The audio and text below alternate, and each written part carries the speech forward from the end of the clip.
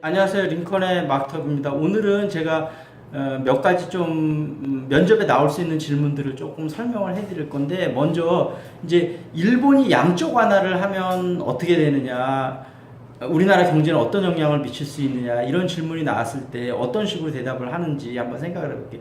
우리가 양적 완화는 퀀터티브 이징이라고 그러거든요. 그래서 이제 경기가 안 좋을 때 보통 이제 선진국들은, 일반 국가들은 금리를 내리게 되는데 선진국들은 금리가 벌써 낮은 수준에 있기 때문에 양적 완화라고 인위적으로 돈을 풀어서 경기를 부양을 하게 되거든요. 그래서 예전에 왜 미국도 경기가 안 좋을 때 버냉키 그때 FRB 의장이 뭐 헬리콥터로라도 돈을 뿌려서 뭐 경기를 살리겠다 뭐 이런 식으로 얘기했잖아요. 그래서 인위적으로 이제 돈을 공급하는 거를 우리가 아까 얘기했다시피 이제 퀀터티브 이징이라고 그러는데, 이제 만약에 일본에서 양적 완화를 하면 어떤 현상이 발생이 되냐면, 일본의 돈이 더 많이 풀리는 거잖아요. 그러면 우리나라한테 물론 이제 좋은 점이 있고 안 좋은 점이 있을 텐데, 일단 좋은 점 제일 큰 거는 우리나라에 이제 여러 가지 투자 자금이 들어오게 되는데, 사실은 우리나라 투자 자금에서 제일 큰 건 미국 자금이죠. 그 다음에 근데 일본 자금도 꽤 많이 들어와 있거든요. 그러니까 일본에 아무래도 돈이 많이 풀리게 되면 또 외국으로 더 많이 투자를 하게 되니까 우리나라 주식시장이라든지 이런 데도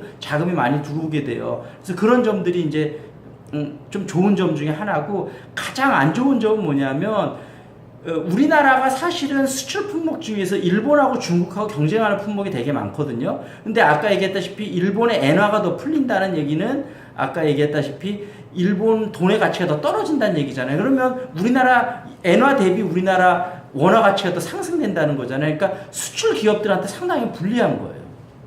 왜냐하면 아까 얘기했다시피 뭐 미국이나 유럽 시장에서 일본 상품하고 경쟁을 하는데 우리나라 제품이 상대적으로 경쟁력이 떨어지는 거거든요. 예를 들면 자동차, 토요타하고 만약 현대차를 하는데, 아까 얘기했다시피 엔화 가치가 떨어지면 토요타를 그만큼 더 할인을 해주거나, 뭔가 아니면 영업사원들한테 인센티브를 더 줄 수 있다든지 뭔가 그런 혜택을 더 줄 수 있는 거거든요. 그러니까 우리나라 수출 기업들이 상당히 불리한 거죠. 그래서 아까 얘기했다시피 일본이 양적 완화를 하면 이 들어온 점 가장 큰 거 하나하고 가장 안 좋은 거 하나하고 이렇게 이제 정리를 했잖아요. 그러니까 그런 부분을 잘 살펴보시고, 그러면 이와 같은 논리로 만약에 중국이 위안화를 평가 절하했다, 아니면 뭐 평가 절상했다, 미국이 금리를 인상했다, 뭔가 이렇게 이런 질문이 그렇게 어렵지가 않고, 아까 얘기했다시피 그 논리만 생각하면 하나하나씩 다 풀려 나가는 거거든요. 그래서 아까 얘기했다시피 그런 거를 생각해 보시고, 혹시 더 모르는 게 있으면 나중에 또 우리 멘토 선생님들한테 물어보세요.